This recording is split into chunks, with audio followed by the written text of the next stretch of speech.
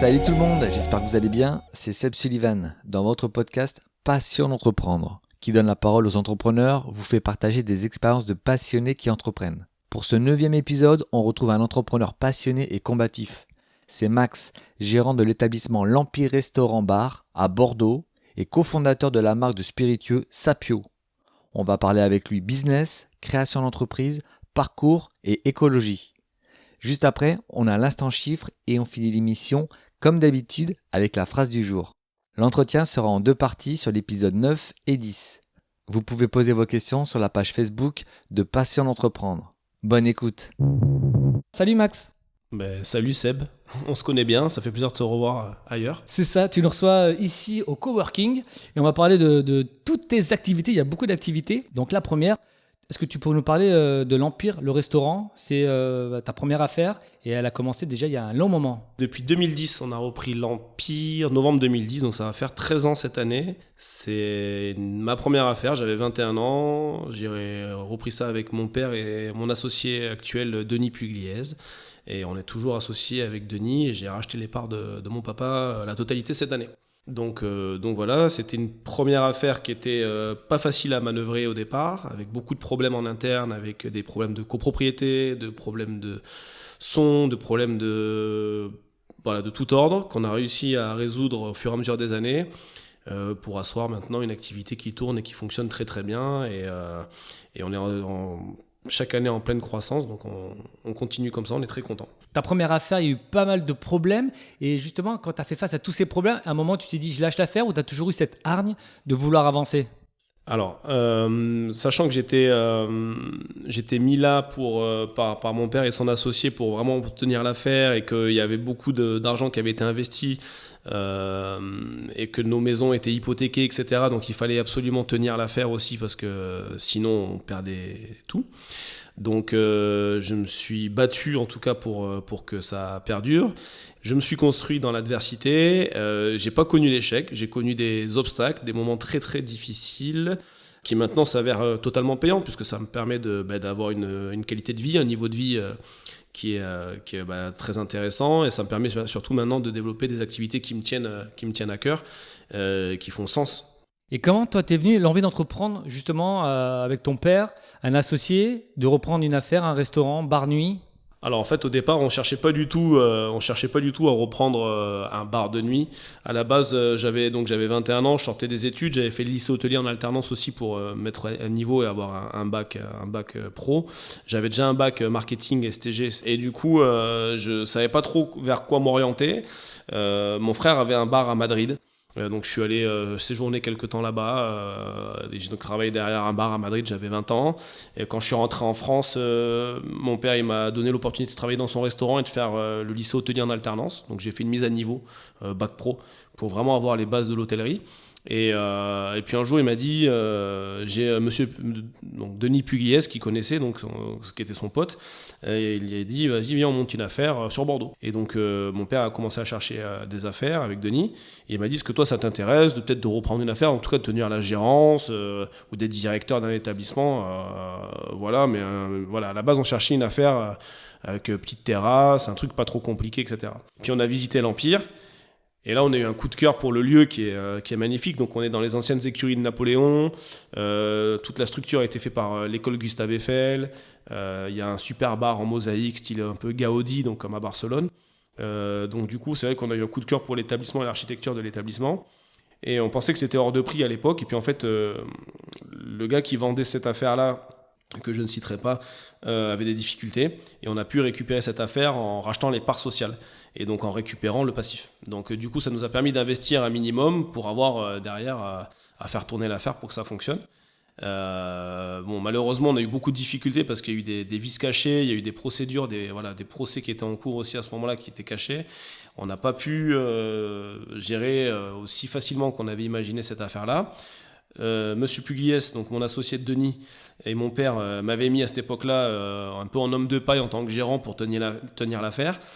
Et c'est comme ça que j'ai démarré la gérance en 2010 à l'âge de 21 ans à l'Empire. Et j'avais un directeur qui était avec moi, qui a pas fait l'affaire, et donc j'ai tout pris en main. Et j'ai décidé moi à 22 ans de prendre tout en main et de tenir l'affaire et de faire face à toutes les problématiques qui étaient cette affaire-là à l'époque. Il y a une grosse évolution de l'Empire maintenant par rapport à il y a 10 ans, même un peu plus. C'est comment les étapes? C'est au fur et à mesure? Tu avais déjà toi la vision dès le départ ou ça s'est fait au fur et à mesure? Alors c'est une très bonne question. J'avais aucune vision au départ.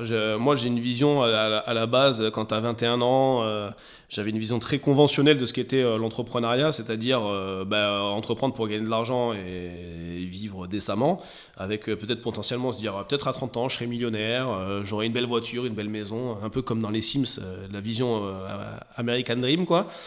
Et puis en fait face à la difficulté et tous les problèmes que j'avais, je m'y retrouvais pas, je comprenais même pas pourquoi je travaillais en fait.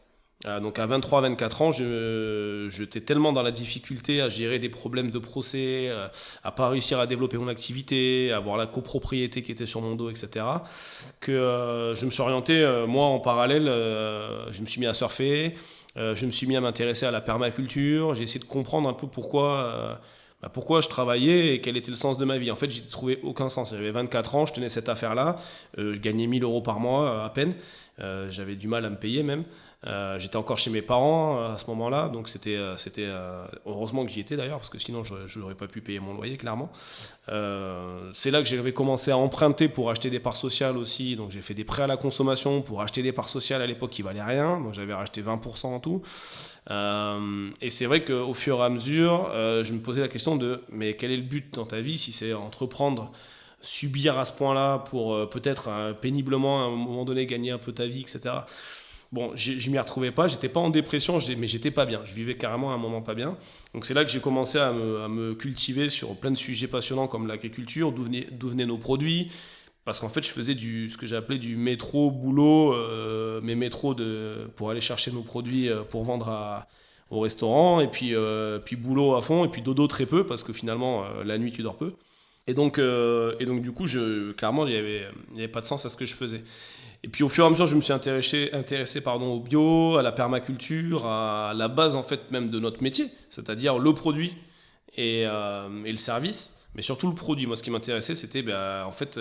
sachant qu'on avait un impact environnemental qui était ultra négatif en fonction de tel ou tel produit qu'on achetait. Souvent, je vais prendre l'exemple de spiritueux par exemple. Souvent, on prend n'importe quel spiritueux, une vodka, n'importe quoi, elle fait les produits à tel endroit, elle fait 3 fois le tour du monde. J'exagère, je vulgarise exprès, mais en gros, elle n'est pas faite localement, elle est faite dans des conditions qui ne sont forcément pertinentes, etc. En tout cas, environnementalement viables. Et donc, du coup, c'est vrai qu'à un moment donné, tu te poses la question, mais qu'est-ce que tu vends à tes clients, qu'est-ce que tu leur donnes à manger, alors que tu es à la base même de l'éducation en fait, alimentaire, etc. Et c'est vrai que je voulais mettre en place des choses. Et ma vision, elle a démarré plutôt autour de mes 25 ans, où j'ai eu un déclic en allant surfer une fois. Je vais surfer au Cap Ferret, à la pointe. On aime bien surfer vers là-bas parce qu'il y a des vagues particulières. Et ce jour-là, j'avais été en pleine tempête avec un ami à moi. Et il y avait des déchets partout. Genre, j'avais jamais vu des montagnes de déchets à ce point-là autant. Donc, c'était fin de l'hiver. Et des déchets plastiques partout, des oiseaux morts avec du plastique dans le gosier. Enfin, des trucs, voilà. Je dis, mais ça existe chez nous. Je dis, c'est pas possible, ça n'existe pas chez nous. C'était en Asie, en Afrique, etc. Mais pas chez nous. Et en fait, si, ça existait chez nous. Et en fait, j'ai eu un déclic, je me dis, mais en fait, tout ça, c'est l'océan qui rejette en gros la merde qu'on produit. Et ça se retrouve sur nos plages et on en est là, quoi. Et donc, du coup, on n'avait pas pu surfer, on surfait dans les débris. Enfin, on avait l'impression vraiment d'être... on était dans la pollution, clairement, c'était horrible. Donc là, je commençais à avoir des déclics. Et là, au fur et à mesure, j'ai commencé à avoir une vision vraiment beaucoup plus écologiste. Et j'ai décidé d'orienter au fur et à mesure tout mon développement entrepreneurial autour de l'éco-responsabilité. C'est plutôt à ce moment-là que j'ai eu ce déclic-là, quoi. Et après, j'ai vu plein de vidéos sur Monsanto, Bayer, la manière dont sont produits nos aliments, etc.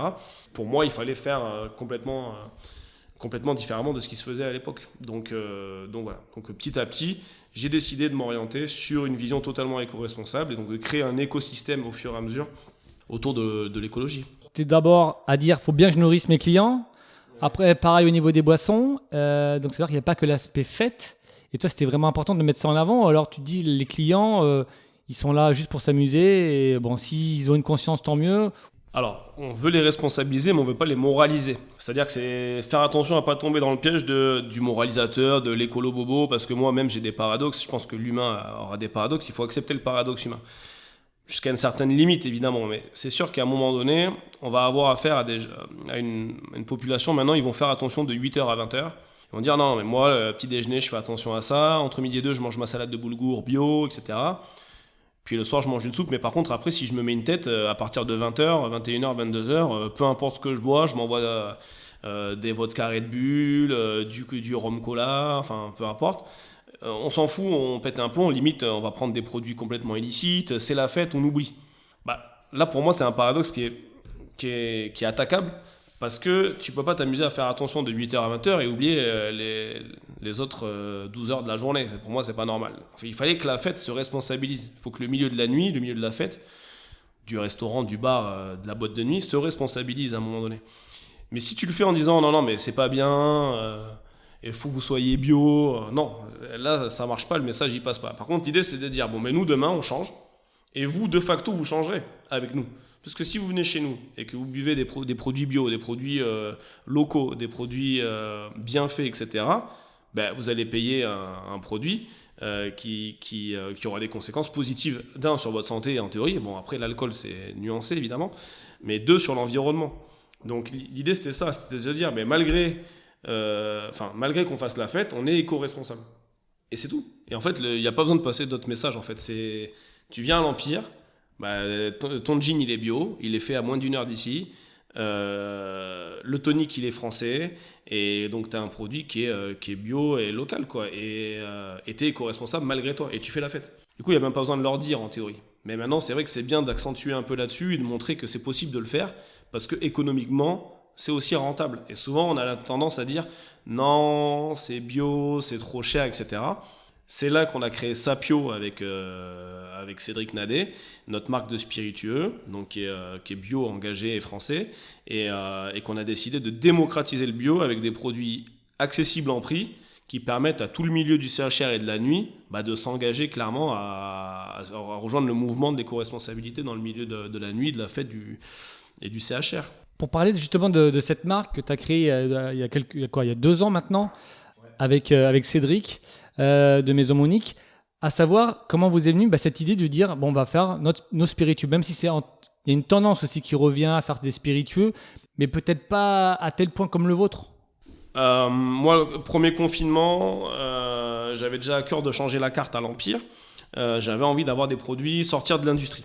J'avais envie d'avoir des produits plus artisanaux et le plus possible français. Évidemment, bio, c'est le paroxysme. C'est-à-dire qu'à un moment donné, tu réunis toutes les cases, tu coches toutes les cases. C'était ça le plus important pour moi à l'Empire à cette époque-là, c'était de se dire, bon voilà, on a fait un super travail. On a réussi à sortir de toutes les emmerdes qu'on avait eues jusqu'à présent. On avait même été en sauvegarde pour justement réussir à sauver l'entreprise. On l'a sauvé, on a amorti le plan de sauvegarde en 2 ans. Enfin, on a fait vraiment une super croissance et un super résultat, et ça nous a permis de se dire bon voilà, maintenant on a fait ça, maintenant qu'est-ce qu'on fait pour continuer à donner du sens à notre activité. Moi, clairement, le Covid, c'était un peu la fenêtre de tir pour dire bon les gars, il se passe quelque chose, peut-être que c'est le moment de changer, peut-être que les mentalités sont prêtes à s'ouvrir, et peut-être que c'est maintenant qu'il faut le faire, quoi. Et du coup, je contacte Cédric, qui est mon pote de base, et que j'adore ses produits déjà de base, qui est vraiment c'est le spécialiste des spiritueux haut de gamme à l'heure actuelle. Voilà, il a vraiment son expertise. Et je dis Cédric, cherche-moi, trouve-moi si tu peux des produits bio accessibles en prix. Il me dit frérot, là c'est chaud. Et je lui dis mais t'as des trucs à 12, 13, 14, 15 euros, enfin voilà, faut arriver à trouver. On fait 15 000 cols par an. Les cols, c'est les volumes qu'on fait à l'Empire, c'est le nombre de bouteilles qu'on va passer. Donc il me dit bien, il y a quand même un marché, déjà rien que toi ça représente ça, bon peut-être que si ça t'intéresse toi, peut-être que c'est le moment de créer une marque et tout ça. Puis une nuit, il me met la graine en tête et je lui dis putain, c'est vrai que monter une marque là-dessus ça peut être cool et tout. Donc une nuit je lui pose un peu une espèce de trame sur 10 pages, je lui envoie, il me dit frérot c'est bon, avec le nom etc, il me dit frérot c'est génial, c'est ce qu'il faut faire, on y va. Donc là il s'est mis à faire de la recherche et développement donc pendant 1 an à peu près. Donc Cédric a réussi à sourcer les produits et il me dit frérot j'ai une bonne nouvelle, on peut y arriver. On peut y arriver, mais par contre, il faut optimiser sur le packaging, il faut optimiser sur le montage de la société en intégrant une société de marketing en interne pour éviter d'avoir des frais de com énormes. Et on est en mode start-up et on y va, quoi. Donc en fait, on a fait beaucoup d'optimisation, de choix stratégiques pour optimiser sur la qualité du produit, donc du jus qui est à l'intérieur, donc du spiritueux lui-même, plutôt que sur l'enveloppe, donc le packaging, qui souvent, dans les spiritueux, les mecs mettent tout ce business-là, sur le packaging, quoi. Tout l'argent est investi là-dessus, quoi. C'est-à-dire que tu vas pas avoir un super jus au départ, mais tu vas avoir un packaging incroyable et ça va te vendre du rêve et tu dis ouais, j'ai le super produit à la mode, je peux envoyer des feux d'artifice dessus et je suis content. Nous on a fait l'inverse, on s'est dit on va avoir un packaging lambda, on va uniformiser l'ensemble, on va avoir tous les mêmes flacons et puis on va envoyer tous nos jus différents dans chaque flacon et on va optimiser là-dessus. Et on a réussi à le faire. Donc on a des coûts qui sont minimes sur les packaging, ce qui nous a permis d'avoir des super jus bio déjà et français. Donc en fait voilà, on a réussi à créer ça en 1 an et demi et maintenant ça fait 1 an et demi que la marque est lancée officiellement puisque la société a été créée réellement qu'en février 2022 et on aura vendu en fin d'année avec l'année cumulée l'année dernière quasiment 90 000 bouteilles dans toute la France, ce qui est énorme. Donc évidemment l'Empire représente une belle part de réussite dans ce projet, ainsi que le Bourbon, la nouvelle affaire de Cédric. Donc ça contribue à être un vrai tremplin pour cette activité-là. Mais voilà, en gros, c'est parti de là. Et on a réussi à le faire et c'est très bien. Et on se rend compte maintenant d'ailleurs qu'il y a des gros qui commencent à s'y mettre. Ils n'arrivent pas sur le bio parce qu'ils se disent que déjà si t'es français, c'est bien. Bon, pour moi, c'est un problème de considérer que si t'es français, juste ça suffit. Parce que la pollution qui était à l'époque externalisée dans les pays étrangers, si tu décides de reproduire localement, si tu le fais pas dans les meilleures conditions, c'est-à-dire avec du bio, sans traitement, etc., sans pesticides ou sans tous ces engrais chimiques, etc., dans ton agriculture de base, en fait, le problème qui était à l'époque en Chine, ou j'en sais rien où, je dis n'importe quoi, en Russie, en Ukraine, ou peu importe, en fait, le problème, tu le relocalises. Et ça, pour moi, c'est un vrai problème. De dire qu'on est juste français à moindre coût, ça reste un problème.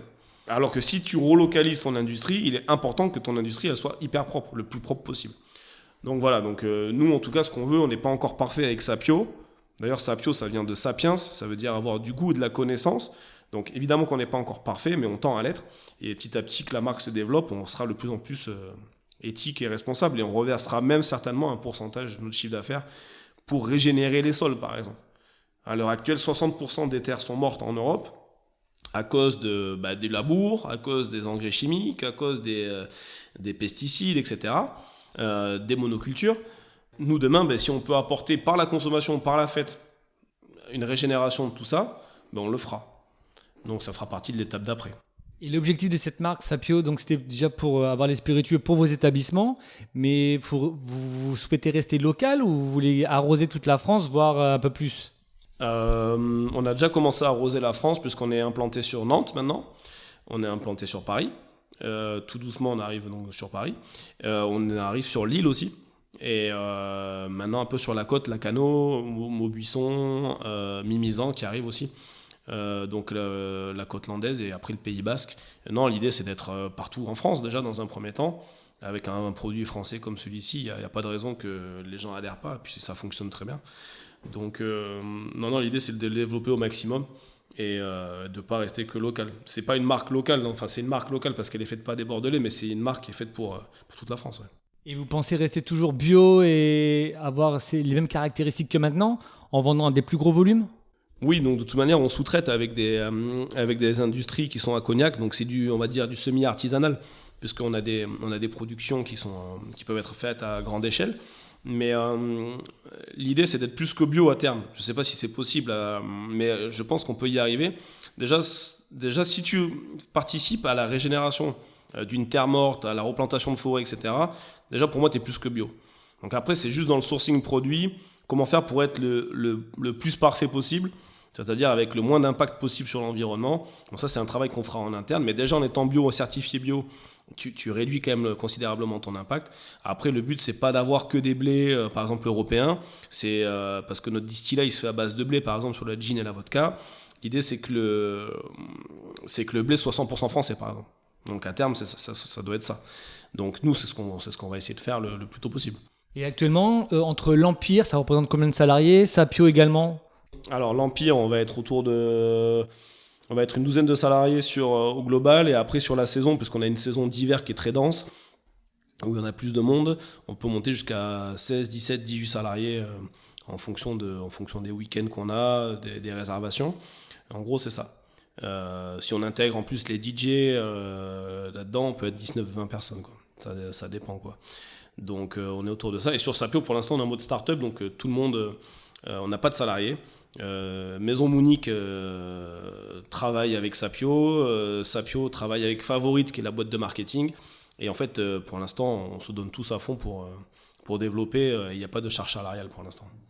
Donc on va parler de l'Empire. Question management. Est-ce que le management pour toi, il a évolué depuis 3 ans? Alors, tout évolue parce qu'en fonction du chiffre d'affaires, il y a des évolutions, parce que tu peux responsabiliser davantage les gens aussi.